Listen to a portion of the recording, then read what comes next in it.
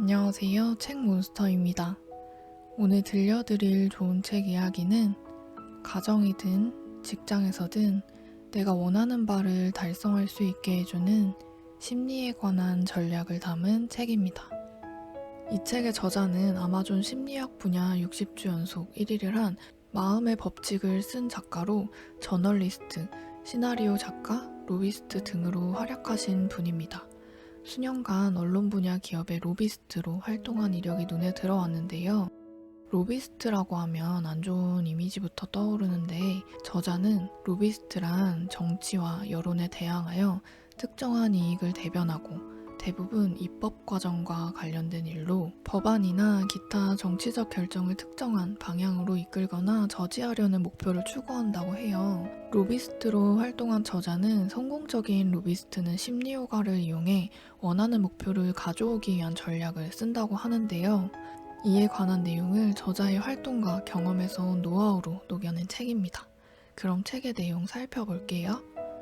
설득은 이성과 논리로 하는 것이 아니다. 확증 편향이란 자신이 한번 옳다고 믿는 생각은 잘 바꾸려 하지 않는 경향으로 믿고 싶지 않은 건 의도적으로 외면하는 성향이라고 합니다. 누구든 본인만의 가치들과 겪어온 경험들이 천차만별이기 때문에 각자가 주장하는 바, 생각하는 틀도 모두 다르죠. 확증 편향이라는 심리는 모두에게 적용되고 있기 때문에 아무리 자신이 옳다고 생각하는 이성과 논리가 있다 하더라도 설득시키려 하는 자에게 이미 옳다고 믿는 기존 생각이 있다면 설득은 당연히 어렵겠죠. 저자는 어떤 주제에도 찬반의 논리는 똑같이 존재한다. 반론이 없는 논리는 없다. 더 나아가 모든 해결책은 모든 논리로 정당화될 수 있다고 말하는데요. 법원에서 일했던 저자의 경험상 똑같은 논리로 정반대의 판결을 정당화할 수 있다고 합니다. 사실 올바른 해결책이 명확하게 하나가 있다면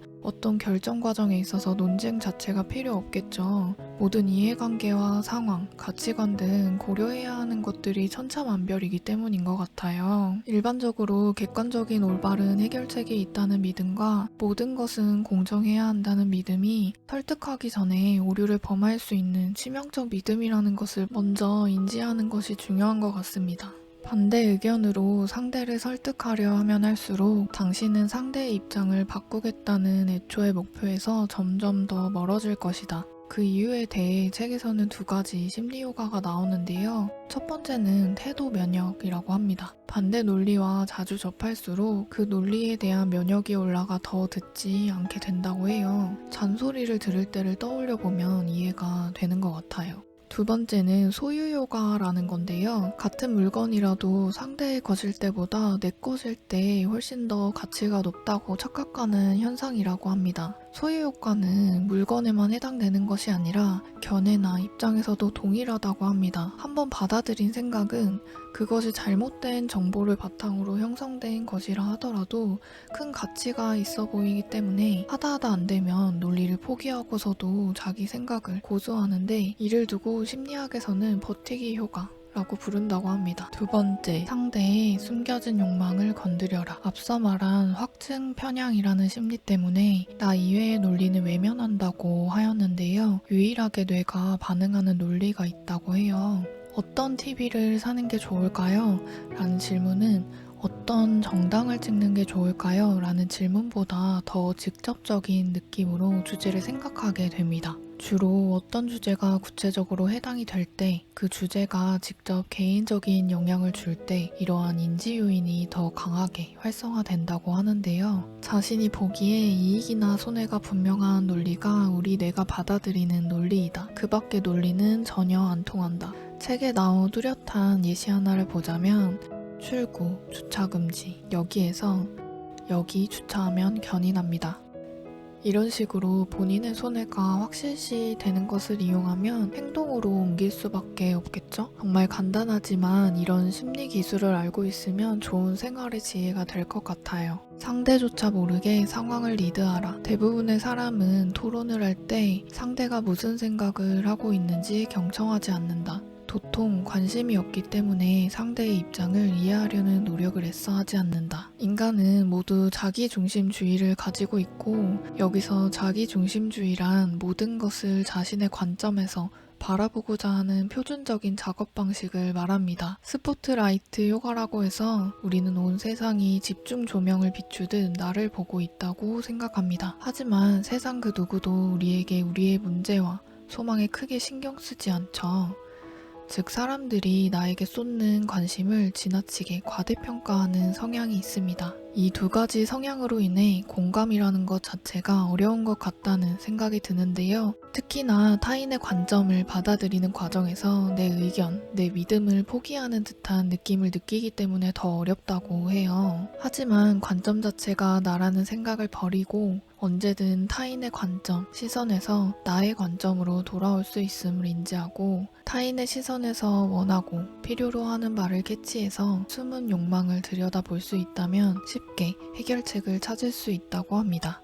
네 번째, 이성 대신 의지를 공략하라. 당신을 좋아하는 사람이 당신을 돕는다. 사람들은 당신이 그들의 욕망을 충족시킬 때 당신을 좋아한다. 게으른 뇌라는 말 들어보셨죠? 인체는 스스로의 에너지를 최소화하려는 경향이 있는데요. 매번 똑같은 메뉴의 음식을 시키거나 같은 길로만 다니는 것처럼 문제를 해결함에 있어서 그 노력을 줄이기 위해 사용되는 어림짐작의 기술이라고 하는 휴리스틱이라는 용어를 들어보셨을 거예요. 인간은 이성적이다라고 하지만 우리는 문제에 대해 합리적 생각 이전에 앞서서 정보를 체계적으로 처리하지 않고 기존에 상대방에게 느꼈던 좋거나 나쁜이라는 감정 필터로 정보와 논리를 여과한다고 합니다. 한 가지 흥미로운 점은 호의를 베풀었던 상대뿐만 아니라 자신이 도와주었던 상대도 자동적으로 좋아하게 되는 경향이 있다고 합니다. 호감을 얻고 싶은 사람이 있으면 그에게 의도적으로 작은 호의를 부탁하라는 벤자민 프랭클린 효과도 알아두면 좋은 지식이 될 것 같아요.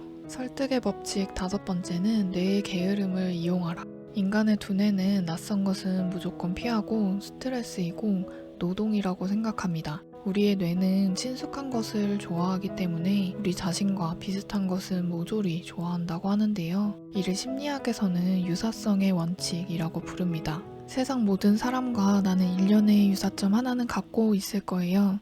그런 공통점을 배양하는 과정을 통해 친밀함이라는 욕망을 만족시켜 호감도를 높일 수 있다고 합니다. 반복된 노출이 친밀감을 높인다는 단순 노출 효과를 안다면 내가 원하는 바를 끌어내기에 필요 없어 보이는 모든 관계의 대화들도 시간 낭비가 아닌 하나의 신뢰를 쌓는 과정이라고 생각할 수 있을 것 같습니다.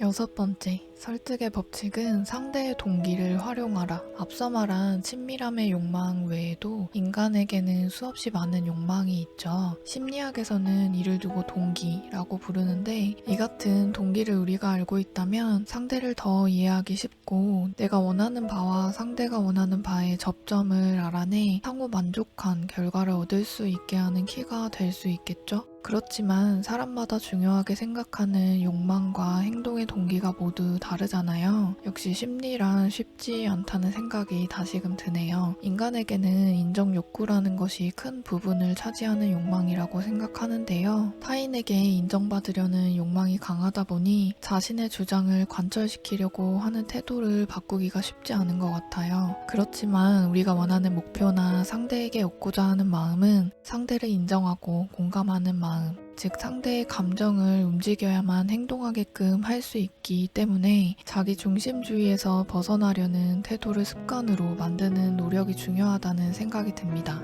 책에서 재밌게 본 내용 중에 비판하고 싶은 바로 그 점을 칭찬하라 라는 유령 칭찬에 관한 내용이었는데요. 심리학에서는 이를 역설적 개입이라고 해서 상대의 비판하고 싶은 점을 칭찬하면 그 칭찬에 어울리는 사람이 되고 싶어 하게 되고 그의 주의를 기울이고 노력을 한다고 해요. 추가로 우리는 모두 실제보다 자기 자신을 더 대단한 사람으로 생각하는 우월한 망상이라는 경향이 있다고 하는데요. 누구나 존중받고 싶어하는 이런 욕망이 있기 때문에 상대를 중요한 사람으로 대접하면 원하는 바를 쉽게 얻을 수 있다고 합니다. 이쯤 되니 사람의 심리를 교묘히 이용하는 것 같다는 생각이 들기도 하는데, 인정받고 싶은 상대방의 욕구를 충족시키고 행복과 만족을 주는 것이 악의성 있는 의도가 아니라면 결론적으로 서로가 행복해질 수 있는 방법이 된다는 점에서 기존의 일반적 가치관에서 한 발짝 더 나아간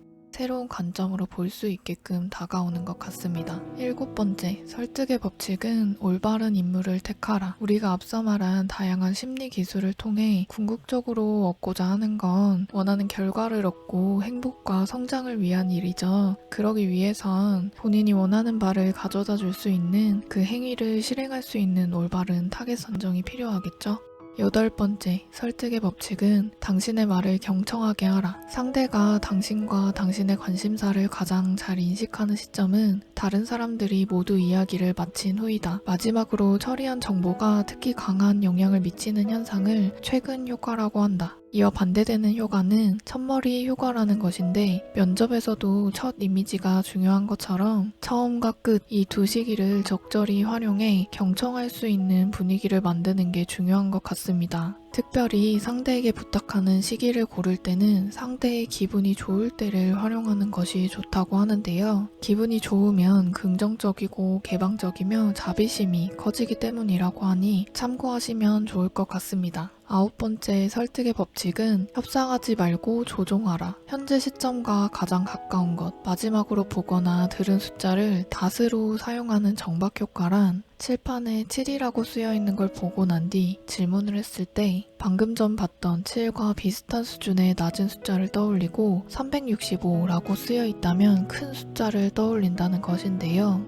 연봉 협상 시에 먼저 최대한 높은 액수로 닻을 내려 거점을 확보하면 좀 더 유리한 협상이 이루어질 가능성이 높아지겠죠? 10번째, 설득의 법칙은 군중의 힘을 활용하라. 집단 효과란 개인이 집단 속에 있는 경우에 심리 과정에 미치는 집단의 영향이나 효과를 말하는데요. 집단에 있으면 혼자 있는 것과는 다른 경향이 두드러진다고 하는데, 여러 집단 효과 중 하나로 최대한 많은 사람을 당신 편으로 끌어들이면 상대의 의지를 꺾을 수 있다고 합니다. 집단적 성향이 한쪽으로 치우쳐 있다면 아무래도 그 주장에 대해 반대되는 의견을 내기는 어렵죠. 집단에서 도태되면 안 되는 사회적 동물이기 때문인 것 같아요. 또한 집단 극화 현상이라고 하여 집단 속에 있으면 인간은 혼자 있을 때보다 더 극단적인 결정을 내린다고 합니다. 예를 들어 주식이 오를 확률이 얼마가 되어야 그 주식을 구매할 것인가에 대한 물음에 개별적인 물음일 때보다 집단일 때 주식을 사겠다는 사람의 숫자가 훨씬 높았다고 해요. 그러나 보수적인 사람의 경우는 이와 반대로 미약한 태도가 강화되었다고 하니 아무래도 사람의 성향에 따라 어떻게 반응하는지 달라지기 때문에 이 심리를 활용할 때는 신중해야 할 것 같습니다. 이 책을 읽고 나니 여러 심리학적 용어들을 많이 접할 수 있었는데요. 사람을 설득하려고 논리적으로 설명하려고 했던 제 자신을 돌아보게 되었어요. 논리적으로 설득한다고 하기에는 결과적으로 아무 소용도 없이 답답하기만 하고 끝맺음했던 때가 많았던 것 같거든요. 그동안 설득이 뭔지 모르고 설득하고 있었다는 걸 알게 된 것 같아요. 심리 기술이라고 하지만 가장 중요한 건 나 자신을 인정하고 존중하는 만큼 타인도 그것을 원하고 있다는 점을 알고 타인의 시선에서 세상을 바라볼 줄 아는 태도가 사람의 마음을 끌어당기는 가장 중요한 핵심이라는 생각이 듭니다. 오늘 내용은 여기까지고요. 영상이 좋으셨다면 구독과 좋아요 눌러주시고요. 세상을 보는 눈과 지혜에 도움 되시길 바랍니다. 긴 영상 봐주셔서 감사합니다.